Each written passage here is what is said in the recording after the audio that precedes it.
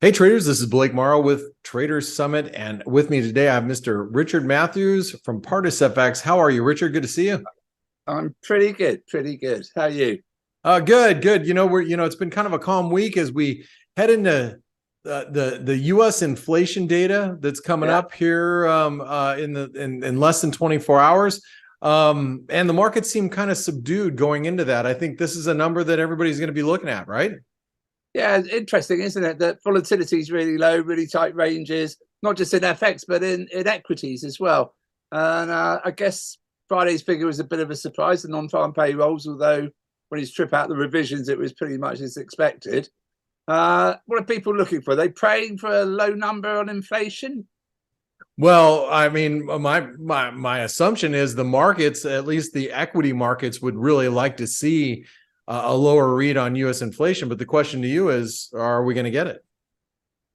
Uh, that's a really difficult question, being several thousand miles away from the epicenter of what's going on in the States. I think it might disappoint again, actually. I think that the jobs market still looks pretty bubbly. There's still jobs numbers. It's what, 1.6 jobs for every unemployed American. I think it might disappoint. And even if it does come in where people are calling it, it's still pretty high up there, and it's still way away from what the Fed wants it to be. So what do you think the response is going to be? I mean, we've had, and I know we want to talk about the Bank of England here in a second, but you look at the sterling, we're nestled up above 126.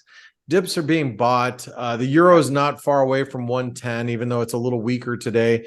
But how's the dollar supposed to respond? I mean, if we have a weaker CPI number, at least below expectations slightly, is that something that could help the sterling and the euro continue to lift higher? Yeah, I think so. I thought actually the euro's been pretty strange, but I think the market's very, very long a euro, so maybe that's why it's been a bit subdued. I thought after the moderately hawkish ECB meeting last week, it would have pushed ahead a little bit.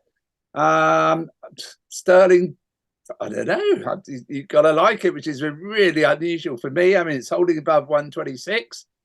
What are we looking for? 130? Yeah, I mean, it sure does feel that way. Well, let's turn our attention then to the Bank of England. I mean, we got the Bank of England on Thursday morning. How do you position into this? And do you think Andrew Bailey is going to surprise by being a hawk? I mean, what are your thoughts here? I know you are a big fan of the Bank of England. I love that man. I am one of Bailey's boys. I think they've got to do 25 basis points. I think what'll be interesting is the split on the committee. I think market's expecting 7-2 in favour of it. If it comes out closer than that, I think that you could see sterling get sold a little bit. But he's going to do 25 basis points. He's going to witter on about it's all data dependent and blah. We've already been told recently that we all got to pull our belts in and suffer inflation, and it's down to us to put up with it. So I guess 25 basis points. I still think that it's much too low. I'd still like to see base rate at 6%, but then I'm dreaming on there they ain't going to do that. Well, how about if you get like a unanimous decision? Forget the 7-2. You get, unanimous decision. Does the sterling, make its way to 130 after that? No, I think it's just going to creep on up. I don't think I think it's enough in the market. 7-2 to 9-0 is too tight. So I guess you're going to say the downside is the risk if you get something like a 5-4 vote or they don't move it. So I don't know. Buy some puts maybe. I'm not convinced on going in and getting long now. I think all the good news could be in the market. So what's your best play in currencies given where we're at? And I know it's hard to make that judgment call ahead of CPI, especially that's going to be out. People will be watching this just ahead of the data. But do you have any decent plays that you're thinking of right now? On the basis that CPI comes in as expected, caveat this, I quite like the Swiss and I quite like the yen as defensive plays. I think that the banking situation in the States is rumbling on. I still think there's going to be more problems there, and I think sooner or later you might well get a big old bank get into trouble. I also think from what I've been hearing that ECB members have been saying today, I think they got a few fears about the European banking system. The German finance minister came out today mentioning banks specifically. So I'm a little bit worried about that. So I wouldn't want to be too long in the euro. I wouldn't want to be too long in dollars. So I guess Swissy on a defensive play. And I think there's a surprise lurking somewhere in the yen. I think we're going to see some big shocks there in the next few months. Yeah, definitely. So you looking to maybe sell dollar yen or you know, I think sell euro yen at a higher level or something. Yeah, I think sell dollar yen. All right. Well, we'll see on the back of a maybe stronger CPI, or maybe even in line gives a little spike up to the dollar yen for Mr. Matthews to sell into. And what else? Let's say the headline number comes in a little hot. What do you think? How are you going to play that? It's really interesting, isn't it? Because non-farm payroll, however you look at it, was a pretty hot number. And what's the dollar do? Nothing. You think that people would start buying it? I think people have mixed up their P's here. That they've mixed up pause and pivot, and they're two hugely different things. The Fed is pausing. It's not pivoting. I still think the next move in Fed funds rate will be up. And that's what the pause is, as opposed to a pivot and moving rates down. I don't see rates getting cut this year. I think inflation is pretty tough over there.